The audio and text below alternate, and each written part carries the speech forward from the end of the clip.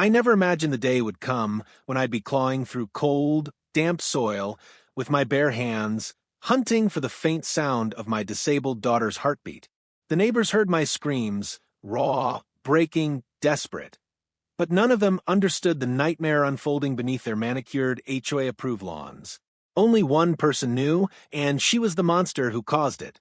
Karen, the same HOA psycho who spent months harassing us over trivial things, grass-length wheelchair ramps, even my daughter's breathing machines, finally crossed a line no human should ever cross. And as I tore through the earth, feeling the dirt warm from her fading body heat, one terrifying truth hit me harder than any bullet I've taken on the job. Karen buried my daughter alive, completely unaware she wasn't messing with some regular parent. She was messing with an FBI agent who'd burned the world down to save his child. If you're watching this right now, I want you to take a moment and tell me which city you're watching from.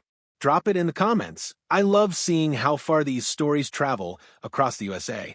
And before we dive into this nightmare of a story, hit that subscribe button, because what you're about to hear is real, emotional, and one of the most terrifying experiences a parent can ever imagine. Now, let me take you back to the moment everything changed. My daughter, Lily, is 10 years old. She's disabled, fragile, and the strongest little warrior I've ever met. Her wheelchair, her medical equipment, her gentle smile, they're all part of our everyday life. We moved into this HOA-controlled neighborhood hoping for peace, hoping for stability, hoping for a fresh start. But what we didn't know was that lurking behind those neatly trimmed hedges and spotless driveways lived a woman with a heart darker than the soil she'd later bury my daughter under. Karen, a name that should mean nothing, but in our world, it became the source of every tremor, every fear, every sleepless night. She didn't just dislike us, she despised us. She acted like my daughter's disability was an inconvenience to her perfect world, like our family was violating some unwritten aesthetic rule she was born to enforce. We ignored her warnings, then her threats, then her escalating behavior. We thought it would fade. We thought she'd eventually get tired. But psychos don't get tired. They evolve. And the day her obsession turned into madness, my daughter's life hung between one final breath and a grave no parent should ever have to see. Now, let's start the story exact, raw, and point to point. It started like any ordinary Saturday morning, the kind where sunlight filters through the blinds just right, and you can almost believe life is peaceful. I remember waking up to the soft beeping of Lily's medical monitor, the steady rhythm that told me she was okay. She was curled up under her purple blanket, her favorite color, clutching the stuffed sloth she never slept without. I brushed her hair away from her face and kissed her forehead, whispering our little morning ritual, "Daddy's here. You're safe." She blinked up at me with that fragile smile she worked so hard to make, and for a moment nothing else mattered. Not the bills, not the stress, not even the endless harassment from the HOA. It was just me and my girl, until that knock. That sharp, impatient, entitled knock that always carried the same message. Karen is here. And just like that, the peace shattered. I opened the door to find her standing on my porch in her bright royal blue HOA uniform, like she owned the entire neighborhood and we were trespassers in it.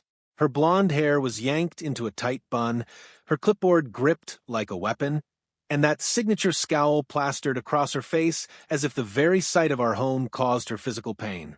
"You're violating Code Section 14. B again," she snapped before I could even greet her. "The wheelchair ramp is still visible from the street. I told you it must be removed or relocated behind a privacy barrier." My jaw tightened. "My daughter, your daughter," she cut in sharply, "is not exempt from neighborhood standards." I felt something flare in my chest, but I kept my voice level. "She physically cannot enter the house without that ramp." Karen rolled her eyes like I'd told her the sky was green. "That's not my problem. The HOA has rules, and everyone follows them. Even you." What she didn't know, what she couldn't have guessed, was that I spent 15 years in the FBI dealing with criminals who hid behind fake smiles and polite words. People like her were the most dangerous, not because they were powerful, but because they believed they were. I leaned against the doorway. "Karen, the ramp stays." She stared at me, like I had just declared war on her. Then you leave me no choice.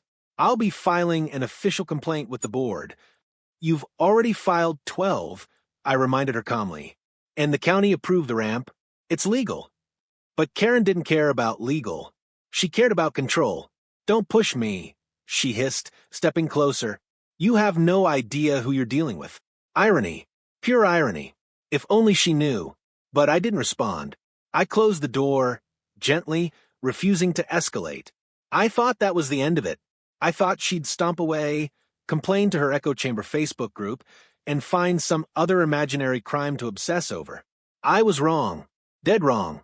Within hours, it escalated. First, she called in a bogus noise complaint claiming Lily's wheelchair scraped too loudly on the porch. Then she took photos, dozens from every angle of her home, including pictures of my daughter through the window. When I confronted her about photographing a minor without permission, she smirked and said, "Evidence is evidence." It wasn't just harassment anymore. It was fixation, obsession, the kind that makes your skin crawl because you know something is brewing behind their eyes, something you can't see but can feel creeping closer. Later that afternoon, I rolled Lily outside so she could enjoy the fresh air. The doctor said sunlight was good for her heart, good for her lungs, good for her spirit. She loved our little front yard. She always pointed at the butterflies and tried to imitate their fluttering hands with her own weakened ones. But halfway through adjusting her chair, I realized the yard felt wrong. The air felt heavier, like a storm was gathering without clouds. That's when I noticed Karen standing across the street, not even pretending to hide the fact she was watching us. Her arms crossed, her eyes cold, not angry, calculating. I pulled Lily's wheelchair slightly closer to me. She tilted her head, sensing the tension without fully understanding it. "It's okay," I whispered to her. "Daddy's right here." But Karen didn't move, not an inch. She stared with this chilling expression you only see in people who've convinced themselves they are the hero in a story where everyone else is the villain. Eventually she turned and walked away, but something inside me tightened. Something deep, something instinctual. My FBI training had taught me to read danger long before it struck, and everything in me screamed that danger was coming. That night proved it. Around 11 p.m., long after the neighborhood lights went out, I heard noises outside, metal scraping, footsteps, hushed voices. I checked the cameras, but the feed was black, disabled. Someone had tampered with them. My pulse jumped. I grabbed my flashlight and stepped outside, quietly scanning the yard, the driveway, the porch, every shadow. Something was off. Tools were left on the grass. Dirt piles were scattered in strange patterns. And then I saw it, one horrifying detail that made my blood run cold, a freshly dug hole. Wide, deep, hidden behind the hedges, near the property line. A grave. I stared at it for a long, breathless moment. Not understanding. Not wanting to understand. My heart hammered against my ribs. Who dug it? Why? Was it meant to scare us? Warn us? Threaten us? Or something worse? Something unthinkable? I swallowed hard, turned around, and went back inside to check on Lily. She was sleeping peacefully, unaware of the nightmare slowly tightening around her life. I didn't sleep that night. My instincts were on fire. Something terrible was coming. Something evil. Something that would push me far beyond the line of patience, far beyond the line of law, far into the territory where father becomes something else entirely. And I had no idea that the grave I found that night would soon become the very place I'd be fighting to drag my daughter out of, while she was still alive. The next morning, I tried to convince myself that the hole I saw in the yard was some sick intimidation tactic, nothing more, because the alternative was too horrifying to accept. I spent hours checking every camera, rewiring connections, securing every entry point, and calling the monitoring company to run diagnostics. But deep down, I already knew the truth.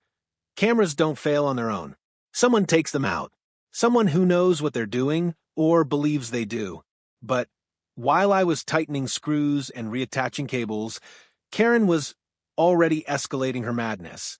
I noticed it first when I stepped outside and found a bright orange HOA violation notice taped aggressively to my door. Not slipped in gently, not placed politely, slammed against the wood like a challenge. I ripped it down and scanned the accusation: unauthorized medical equipment visible from the sidewalk. Second warning: immediate removal required. Medical equipment. She meant my daughter's oxygen concentrator. I felt my jaw clench so hard it hurt. My daughter depended on that machine. Removing it wasn't just impossible, it was deadly. That was the moment I realized Karen wasn't trying to enforce rules anymore. She was trying to break us, push us out, erase us from the neighborhood like we were dirt on her perfect lawn. And, God help me, I still didn't know how far she was willing to go. Around noon, Lily asked if she could sit outside again. She used simple signs, gentle movements of her hands that said, "Son, trees, please." I smiled, masking my fear. "Of course, sweetheart." I wheeled her onto the porch and wrapped a blanket around her legs. She giggled when the wind brushed her face, the purest sound in the world. But my eyes drifted to the hedges, to that hole, to the feeling creeping up my spine. That's when Karen appeared again, slowly pacing the sidewalk, as if she were inspecting the entire neighborhood. But her eyes never left Lily, never left us. I stepped forward, planting myself between her gaze and my daughter. "You need something?" I asked, my voice low. She tilted her head with that smug, poisonous smile. "Actually, yes. I spoke to the HOA board this morning. They agree that your daughter's situation is lowering property values. I'm preparing a petition for her medical devices to be kept indoors at all times." My fists curled so tightly they trembled. "She needs them to live." Karen shrugged, the most horrifyingly casual gesture I'd ever seen. "Then maybe you two shouldn't live here." I felt something snap inside me, not anger, but something colder, something protective, the same instinct that kept me alive in undercover missions. "Karen," I said slowly, "you need to back off." She stepped closer. Too close. Her voice dropped to a whisper only I could hear. "Or what?" For a moment, everything went silent. No birds, no wind, just the ticking bomb between us. Then Lily coughed, soft, weak, and sudden. I turned to her, adjusting her oxygen tube, making sure she was okay, and when I looked back, Karen was gone. I didn't see her again for the rest of the day. But the silence didn't feel like peace. It felt like the quiet you get before the sky cracks open and lightning hits the ground. That evening, I cooked dinner while listening to Lily hum to herself in the living room. I kept glancing out the window at the street, scanning for movement, for danger. Around 8 p.m., just as I tucked Lily into bed, the doorbell rang. Hard, repeated, violent. I rushed downstairs, opened the door, and found a plastic bag filled with dirt sitting on the porch. Just dirt, but taped to the front was a note in jagged handwriting. "This is where problems go." My stomach dropped. This wasn't petty harassment anymore. This was psychological warfare. I looked around, scanning the street, the bushes, the shadows, but Karen was nowhere in sight. My instinct screamed at me to ramp up security. I placed Lily's bed closer to my room, kept the lights on, and stayed awake until dawn, pacing the hallway with adrenaline burning through my nerves. And then the turning point, the moment that changed everything, the moment I should have listened to every instinct I had. It was the next morning. I was making breakfast when Lily signed outside again. She looked better than she had in days, her cheeks warm, her eyes bright. I hesitated. Every fiber in me said no, but I couldn't cage her inside out of fear. She deserved sunlight. She deserved normalcy. I nodded, just for a few minutes. I wheeled her out onto the porch, but something felt different. The air smelled like freshly disturbed soil. Sharp, raw, wrong. I glanced toward the hedges and my blood froze. The hole from last night was gone. Filled in. Smoothed over. But badly. Sloppily. Like someone tried to cover it up in a hurry. And right next to it was another hole. Fresh. Wider, deeper. My pulse pounded as I stepped forward to inspect it. The earth was loose, wet, recently dug, and at the bottom of it, God, was a piece of Lily's purple blanket. just a small torn corner, but unmistakable. I spun around, heart slamming against my ribs. Lily? She wasn't on the porch. The wheelchair was empty. Empty. Time stopped. The world tilted. My lungs refused to work. I dropped my knees, screaming her name, searching behind bushes, across lawns, down sidewalks. Nothing. She was gone. My baby was gone. And somewhere in that spinning, chaotic panic, a neighbor stepped out of their house, pale and shaking. I saw Karen, he whispered. She walked behind your yard, carrying something. That was it. That was the moment the fear turned into fire, into fury, into the kind of rage only a parent can feel. Because I finally understood, Karen wasn't just obsessed. She wasn't just dangerous. She had my daughter, and she had taken her near the grave, and I was going to tear this neighborhood apart to find her.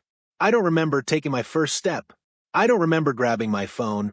I don't remember shouting Lily's name so loudly my throat scraped raw. All I remember is the sound, this ringing, violent rush in my ears as my FBI instinct slammed to the surface and took over. When your child is missing, you don't think. You move. Fast. I sprinted behind the house, practically ripping through the hedges as my eyes scanned every inch of dirt, grass, and shadow. The second hole, deep, wide, freshly dug, glared back at me like a sick invitation. My chest tightened painfully. Lily. My voice cracked. Nothing. No cry. No rustle. No breathing. Just the heavy silence of a nightmare materializing in real time. The neighbor who'd seen Karen stood frozen near his fence, shaking so badly he could barely raise his hand to point. She went that way toward the back trail. I didn't wait. I bolted. My lungs were burning, but I didn't feel it. My legs were cramping, but I didn't notice. All I could see was Lily's empty wheelchair. All I could hear was her small voice calling Daddy in my head. Every second was a countdown. Every heartbeat was a warning. The trail behind our neighborhood was an old maintenance path, narrow, isolated, barely used anymore. Trees towered above it, blocking most of the sunlight. It was the kind of place someone could hide or do something far worse. As I ran, I found the first clue, the imprint of small wheels in the dirt. Lily's wheelchair tracks. Deep, shaky, uneven. She had resisted. She had struggled. My vision blurred with rage. A parent feels every bruise their child gets like a bruise on their own soul. Seeing those marks on the ground was like being stabbed. The tracks veered right into thicker brush. I pushed through branches, ignoring the scratches tearing into my arms. I followed the tracks until they suddenly stopped at a small clearing. That's where I found it. Lily's oxygen mask, smeared with dirt, tossed onto the ground like trash. My knees nearly buckled. I picked it up with trembling hands, my breath choking. She needed that mask. Without it, she couldn't breathe properly. Without it, time was running out. I forced myself to stay focused. Think, analyze, patterns, behavior, motive. Karen wasn't acting randomly anymore. She was acting with intention. Sick, delusional intention. For someone like her, this wasn't about rules. This was about punishment. This was personal. I scanned the ground again, and that's when I saw it. Footprints. Karen's. I'd recognize those orthopedic soles anywhere after months of seeing them stomp across my porch like a territorial animal. I followed the tracks deeper into the woods, and then I smelled it, fresh dirt, the scent of soil that had just been disturbed. My heart slammed painfully against my ribs. I ran to the right, and there, behind a cluster of bushes, I saw the mound. A mound of soil piled, unevenly, rushed messy. A grave. A real grave. I fell to my knees, clawing at the dirt with my bare hands, my fingers burning as they scraped against rocks and roots. Lily, baby, answer me. The soil felt warm. Too warm. My panic exploded into something primal. I dug faster, throwing dirt behind me, sobbing so violently I couldn't breathe. My fingernails tore. My palms bled. I didn't stop. Not for a second. And then, I felt it. Fabric. Soft. Thin. The edge of her purple blanket. My chest collapsed in on itself. Lily, baby, I'm here. I dug around it, desperate, frantic, until I uncovered her hand. Tiny, pale, covered in dirt. For a moment, my entire body froze. The world stopped turning. My heart didn't beat. My soul didn't exist. Just her little hand. Still, lifeless, buried. A sound tore out of me. Half scream, half agony, half something I didn't know existed. I grabbed her hand and squeezed it like I was holding on to my own heartbeat. Lily, please. And then, so faint I almost thought I imagined it, her fingers twitched. The smallest, weakest movement. But it was life. It was my daughter fighting. My body ignited with a surge of strength I didn't know humans could feel. I ripped through the remaining dirt, pulled her up, and cradled her against me. Her face was dusty, streaked with soil, her lips pale, her breath so shallow it barely brushed my neck. But she was alive. Alive. I've got you, sweetheart. Daddy's here. I rocked her, sobbing into her hair. But while holding her, something inside me changed forever. I wasn't just a father anymore. I wasn't just an FBI agent. I became something else. Something unbreakable. Something dangerous. Because burying a child alive isn't harassment. It isn't bullying. It isn't madness. It's attempted murder. And as I carried Lily out of that grave, shaking but alive, there was one truth burned into my mind hotter than fire. Karen had crossed the final line. And I was going to make sure she never hurt another soul again. Carrying Lily out of those woods felt like carrying my entire world in my arms, fragile, fading, clinging to the thinnest threads of life. Her breaths were barely whispers against my chest, each one a desperate fight her small body had no strength left for. I needed to get her help, fast, but I also knew something else with bone-deep certainty. Karen wasn't gone. She was close, watching, waiting. A person who buries a child alive doesn't vanish into thin air. They linger. They observe. They soak in the chaos they've created. That's the part of psychopathy people don't understand. They crave the aftermath, the power, the suffering. I wrapped Lily tighter in her blanket, whispering, "Stay with me, baby, stay awake," and sprinted back toward the house, every muscle in my body screaming. When I reached the edge of my yard, I saw something that made my blood run cold. My front door was open. Not cracked. Wide. Open. Karen had been inside. Or maybe she still was. My heart hammered with two simultaneous instincts: protect my daughter and eliminate the threat. I rushed inside, shouting, "If you're in here, I swear to God," but the house was silent. Too silent. The kind of silence that follows a storm, not peace. I laid Lily gently on the couch and grabbed the emergency medical kit, switching her oxygen tank to the portable backup and checking her pulse. Weak, thready, fading. I grabbed my phone to call 911, only to find the screen black. Dead.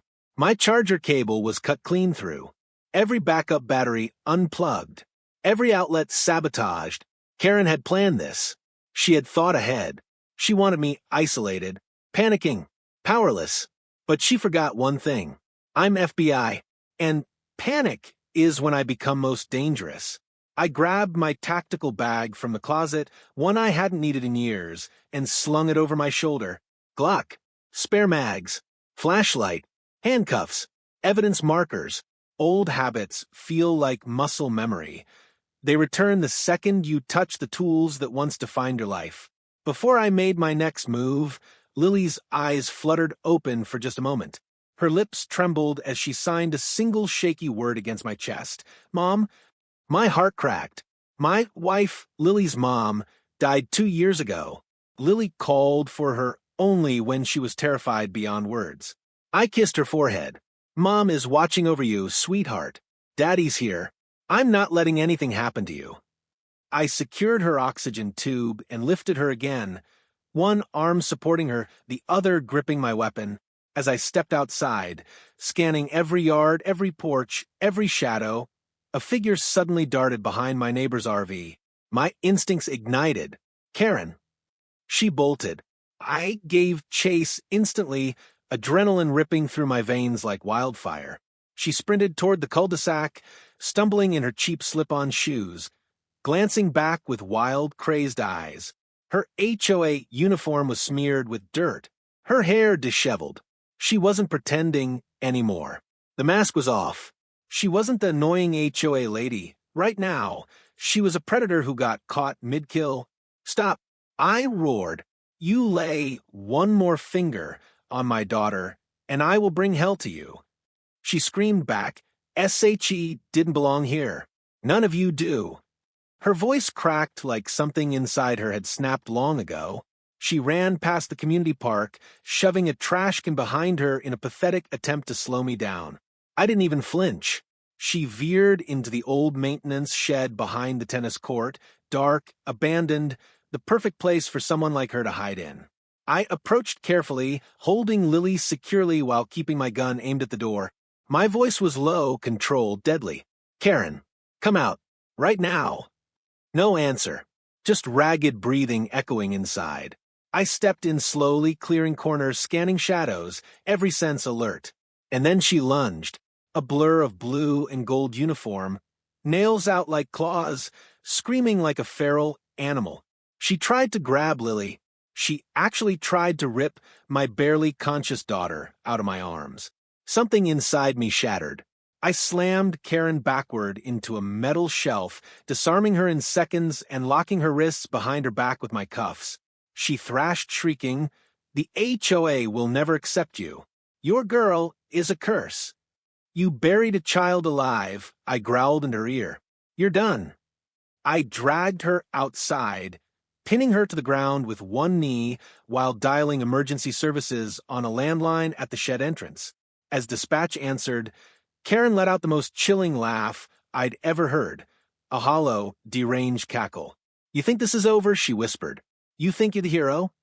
I stared down at her, fury shaking through every inch of me. "I don't think I'm the hero, Karen. I'm the father of the girl you tried to kill, and I'm the FBI agent who's going to make sure you never see sunlight again." Sirens erupted in the distance, the sweetest sound I'd ever heard. As police cars rounded the corner, I lifted Lily closer to my chest, whispering, "You're safe now, baby. Daddy's got you." But even as help arrived, one thought haunted me. Monsters like Karen don't act alone. There are always warning signs. Enablers. People who look the other way. And I had a terrible suspicion this rabbit hole wasn't as shallow as it seemed. There were more secrets buried in this neighborhood, and I was about to dig them all up. When the sirens finally filled the neighborhood, their flashing red and blue lights slicing through the quiet streets, the residents slowly began stepping out of their homes. Fear, confusion, shock, every emotion painted across their faces. But none of them came close to the storm of rage and panic raging inside me. I held Lily in my arms, her breathing faint but steady now, with the portable oxygen running. Paramedics rushed toward us, one of them gently lifting her from my arms, checking her pulse, her airway, her oxygen levels. "She's weak," one of them said, "but she's alive. You got to her in time." Those words, "you got to her in time," sent a wave of pure, collapsing relief through my body. My knees nearly buckled. I closed my eyes, whispering a shaky "thank you" under my breath. But the relief lasted only seconds. Because Karen was still laughing, handcuffed on the pavement, dirt smeared across her face, hair wild, eyes wide with that same deranged sparkle. The officers tried to get her to stand, but she twisted and jerked like she was possessed. "You people don't understand," she shrieked. "I saved this neighborhood. I protected it." A chill went down my spine. Psychopaths often justify their actions, but Karen's delusions were deeper, rooted in something rotten long before today. One of the officers, a younger cop who'd seen enough in life to avoid looking shocked, stepped toward me. "Sir, we'll get her transported. You should go with your daughter." I shook my head. "Not yet." I looked down at Karen, kneeling in the dirt, shaking with adrenaline and insanity. "Why? Why my daughter? Why us?" She snapped her head toward me, grinning like a cracked mirror. "Because she doesn't fit. Because your little wheelchair princess breaks the rules. Because you refuse to follow protocol. This neighborhood has standards. Her voice dropped into a whisper. And I enforce them. My hands curled into fists, but years of FBI restraint kept me grounded. Barely. The officer tightened the cuffs and muttered, "You're done, lady." But Karen wasn't finished. "You think this is just about me?" she hissed. "You think I'm the only one who wanted her gone?" Every muscle in my body tightened.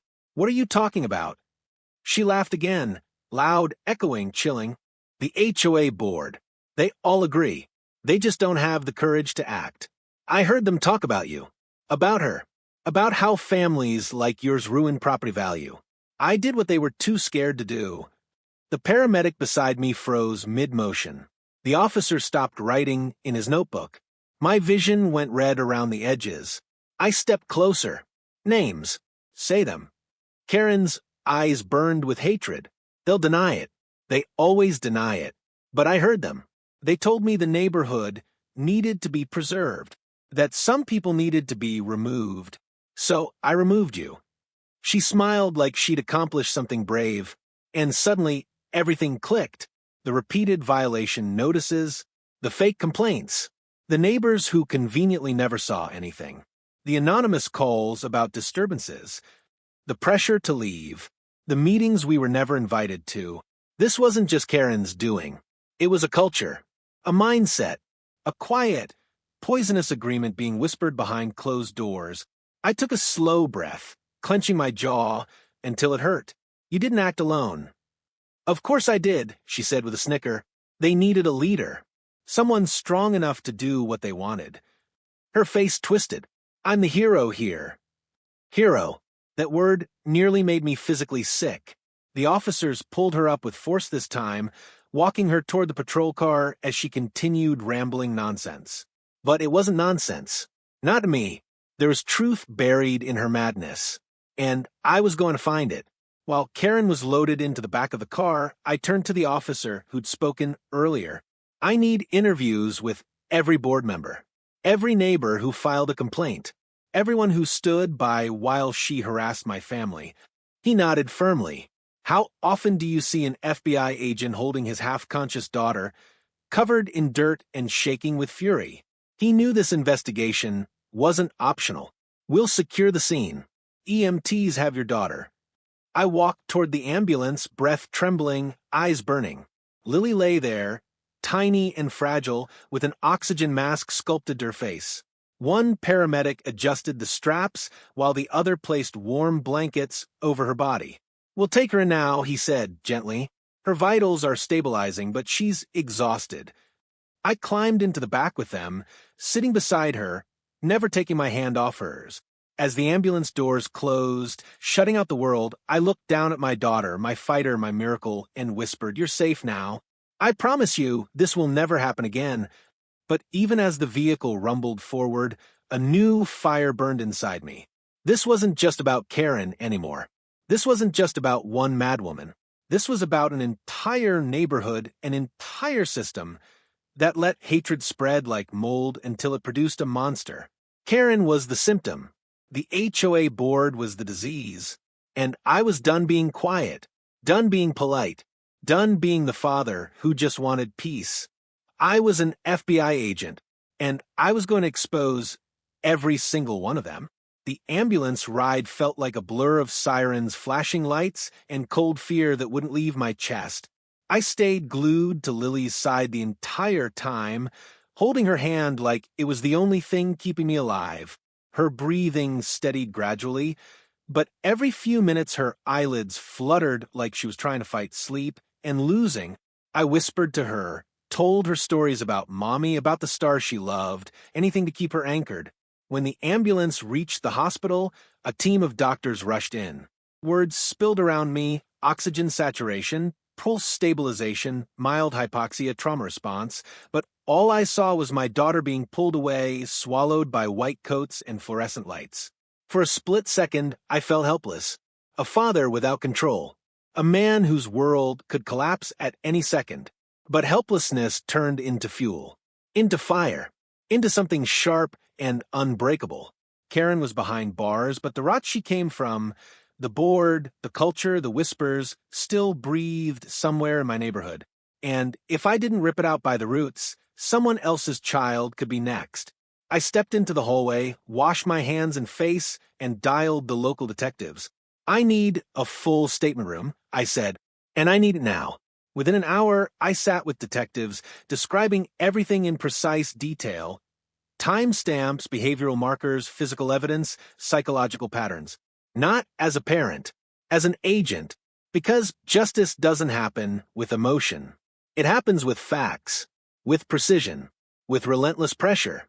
When my statement ended, the lead detective leaned back in silence. You're saying the HOA board encouraged her? I'm saying they enabled her, I replied. They created the environment that allowed this. He nodded slowly. We'll talk to them. I'll be present, I said, voice flat, with authorization from my office. He glanced at me, seeing the truth in my eyes. You're not letting this go, are you? A child was buried alive, I said. There is no letting go. That afternoon, I stood in the HOA meeting room, an overly tidy, overly polished space with beige walls and fake plants that pretended to make the place feel welcoming. The board filed in nervously, tight smiles, sweaty brows, eyes darting everywhere, but at me. They knew. Before I said a word, they knew. Let's begin, I said. My badge hit the table. The sound echoed like a gunshot. The first to crack was the treasurer, an older man who prided himself on neighborhood purity. He stuttered through excuses, miscommunications, misunderstandings. Karen was too passionate. Another board member tried to spin it as misinterpreted concerns. A third claimed Karen was acting alone. That lie sparked something vicious inside me. I leaned forward, voice low but firm enough to make the room freeze. She told me you encouraged her, that you talked about families like mine ruining property value, that you wanted us gone, that you let her escalate. The room fell utterly silent. One woman began to cry. Real or fake, I didn't care. Another tried to stand up, like she was too insulted to stay. I shut that down instantly. Sit. She sat, because authority isn't loud. It's absolute. The detectives questioned them one by one. Inconsistencies began cracking through their stories. Statements contradicted. Emails surfaced, emails they thought they deleted. Emails Karen had forwarded to herself. Emails dripping with discriminatory language. Wheelchair nuisance. Medical eyesore. Permanent disadvantage to homeowners. And the worst one, if she refuses to leave, someone needs to take action before the neighborhood suffers. By the time the interrogation ended, the board members didn't look like leaders. They looked like cowards exposed under a spotlight. Charges began forming. Negligence, targeted harassment, discrimination, conspiracy, and depending on how Karen's trial unfolded, accessory to attempted murder.